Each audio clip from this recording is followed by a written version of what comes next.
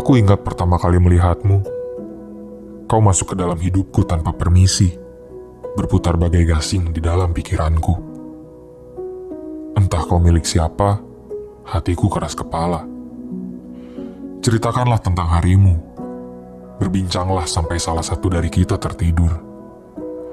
Aku tidak akan bosan dengan semua yang kau ketik.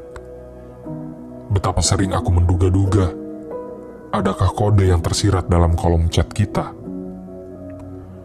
Aku tidak mau berdrama, tapi aku tidak bisa mengeluarkanmu dari kepala. Aku tergila-gila, hingga tak tahu lagi mesti berbuat apa. Ini semacam hasrat purba yang lebih tua dari manusia. Jika kau percaya akan jodoh, mungkin ini adalah contohnya. Dan aku tidak berbicara perihal parasmu atau apa yang kau punya. Ada sesuatu tentangmu yang membuatku merasa baik-baik saja. Entah apa.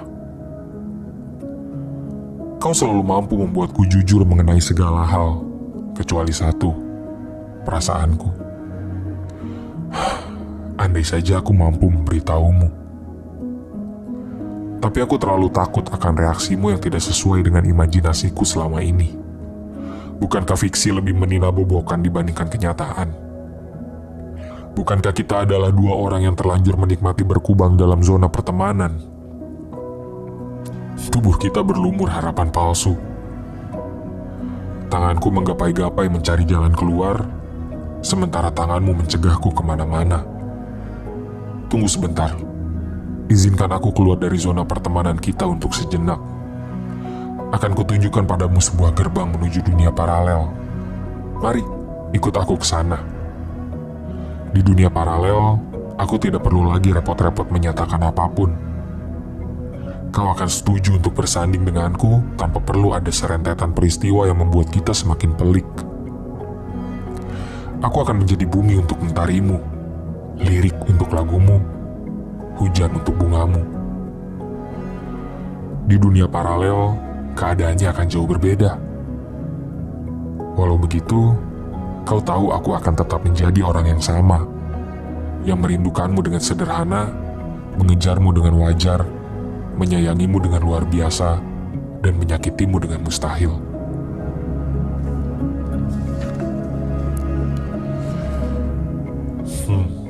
Apakah tangis masih menghiasi pelupuk matamu? Apakah lara masih menaungi keseharianmu? Aku harap kau belajar lagi berbahagia. Jangan khawatir mengenai kabarku. Aku masih mencoba untuk baik-baik saja. Memamerkan senyum palsu untuk seorang badut sepertiku adalah hal biasa. Mana berani aku menjatuhkan hati di sebelahmu. Aku, yang hanya bertugas menghibur negeri dongeng ini, sudah cukup bersyukur dengan apa yang kita punya. Meski hanya sejenak, sebelum akhirnya sesosok sempurna dengan kuda putihnya membawamu pergi lagi dan lagi. Betapa kau riang setiap kali aku menghiburmu dengan hidung tomat dan wajah bercat putihku. Tawamu lepas, mata coklatmu berbinar. Sial. Beruntung sekali dirinya bisa sewaktu-waktu menatap mata yang seakan tercipta untuknya itu. Ketidaktegasan adalah sesuatu yang ada di antara kau dan aku. Kurang ajarkah jika hatiku berharap lebih setiap kali kau menyandarkan kepala lelahmu di bahuku? Kau memang mahir menuai harapan di hatiku.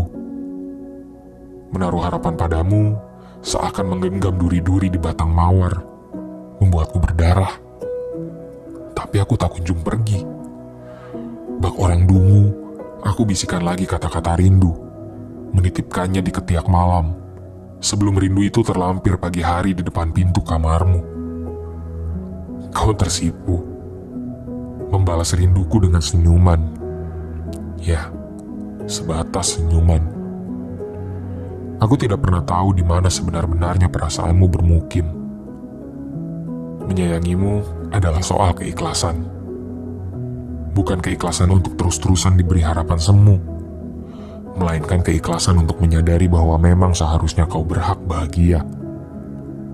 Urusan apakah aku yang membuatmu bahagia atau bukan, itu tak jadi soal.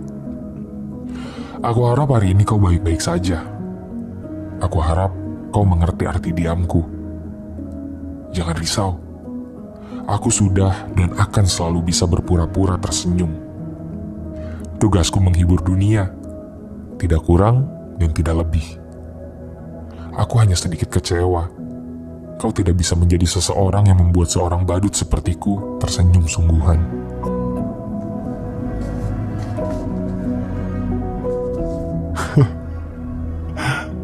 Kudengar seseorang berhasil menghancurkan hatimu. Hampir saja aku yang terbiasa bertepuk sebelah tangan ini bertepuk tangan sambil memuji-muji karma. Tapi mana mungkin aku tega melihatmu berduka. Orang bodoh macam apa yang membiarkanmu terluka? Hah? Kau yang kuyakin tercipta saat Tuhan sedang gembira, sebenar-benarnya pantas mendapatkan yang terbaik. Atau jika tidak, izinkanlah aku mencoba memberikan yang terbaik. Kau menangis deras. Katamu, ia pergi meninggalkanmu kedinginan di ujung bumi. Bahkan di saat seperti ini, kau masih berusaha tegar. Kita sama, entah terlalu pintar menyembunyikan perasaan, atau terlalu bodoh untuk menyatakannya. Sudahlah. Sesekali tak apa menjadi manusia biasa. Wajar untuk terluka, untuk membutuhkan tempat bersandar, untuk tidak baik-baik saja. Bahkan orang terkuat di muka bumi pun pernah berkabung. Sembuh itu butuh waktu, bukan paksaan. Saat semua tidak berjalan semestinya, kita bisa mengangkat tangan untuk menyerah atau mengangkat tangan untuk berdoa. Kuharap kau memilih yang kedua. Ayolah, hentikan isakanmu. Apa harus memprioritaskan orang yang hanya menjadikanmu pilihan? Hei, kau bukan pilihan ganda. Dia bukan jawaban. Dan hidup kalian bukan kertas ujian. Bukan rezeki dia, tapi rezekimu untuk kelak dapat seseorang yang bisa memprioritaskanmu. Yang tidak punya hati jangan dimasukkan dalam hati. Yang tidak punya perasaan, jangan dibawa perasaan. Yang main-main tidak perlu dianggap serius. Kalau kau sedang rapuh, simpan sejenak hatimu. Biarkan proses dalam waktu menyembuhkan. Perasaan memang tidak bisa diburu-buru, tapi juga jangan berlama-lama meratapi seseorang yang tidak bisa menghargaimu. Dekatkan dirimu pada orang-orang yang membuatmu bahagia. Merekalah yang harus kau jaga. Yang lainnya hanya menumpang lewat. Jadi, sebelum menoleh lagi ke belakang, pastikan kau lihat seseorang yang menantimu di depan. Mengenang masa lalu bukan berarti harus mengulang. Kalau dia tidak bisa menghargai kesempatan baik yang kau beri, beri dirimu sendiri kesempatan untuk mendapatkan kisah yang lebih baik. Karena yang benar-benar peduli akan menghentikan air matamu jatuh, bukan membuat air matamu jatuh.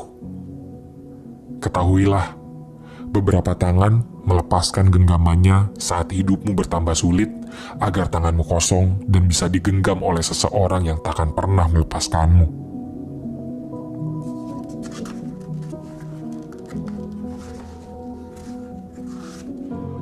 Aku selalu menganggap rela menunggu seseorang itu tidak berarti bodoh. Itu hanya berarti teguh pendirian. Karena sekuat apapun kita menyangkal sesuatu yang dikatakan oleh hati, sekuat itu pula hati akan berusaha mendesak. Mungkin karena itulah aku tidak bisa meninggalkanmu sendirian. Meski dengan biadabnya, kau bertingkah seolah aku adalah buku harian yang cuma kau isi dengan keluh kesahmu tanpa perlu kau tanyakan bagaimana perasaanku.